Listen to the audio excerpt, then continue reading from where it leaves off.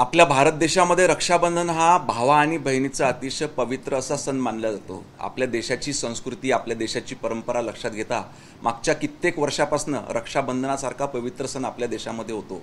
आमच्या इथे देखील दरवर्षी रक्षाबंधन होतं आणि मला आनंद आहे की माझ्या घरी राहणाऱ्या आमच्या शर्मिलाताई कुंजाम ज्या मेळघाट ह्या भागामध्ये राहायच्या त्या मागच्या 10 वर्षापासून आमच्यासोबत राहतात आणि मला न चुकता दरवर्षी रक्षाबंधनाला राखी बांधतात। या रक्षाबंधनाच्या माध्यमातून बहिणी आपल्या भावाकडं आमचं रक्षण झालं पाहिजे असं सांगत असते आणि भावाची नेहमी अपेक्षा असते की बहिणीने सदा सर्वदा आपल्याला आशीर्वाद त्या ठिकाणी द्यावा। बरेचसे असे भाऊ असतात त्यांना बहिणी नसतात, बरेचशा बहिणी असतात त्यांना भाऊ नसतात, पण अशा पद्धतीत जर सामाजिक बांधिलकी सगळ्यांनी जोपासली तर हे जीवनातले हे असे काही न्यून ज्या गोष्टी असतात ते पण पूर्ण होऊन येतात।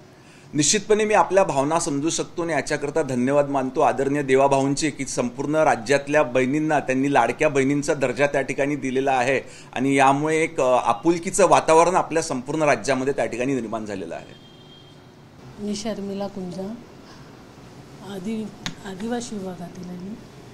मी 10 वर्षापासून भाऊकडे राहते आणि आली तेव्हापासून इथे रक्षाबंधनात त्यांच्यासोबतच करते। कसं वाटलं राज्यमंत्री येते? ते जनतेसाठी असेल पण माझ्यासाठी भाऊच तुम्हाला तुमच्या कुटुंबात तुमचे सख्खे भाऊ आहे 4 भाऊ आहेत मला। उद्या जाणारच आहे तिकडे। या पद्धतीने पंकज भाऊनी एवढे वर्ष हा नातं जपलं आहे, काय शब्द म्हणणार आपल्या भावासाठी? त्यांच्यासाठी काही शब्दच नाही माझ्यासाठी, बोलूच नाही शकत, काहीच शब्द नाही।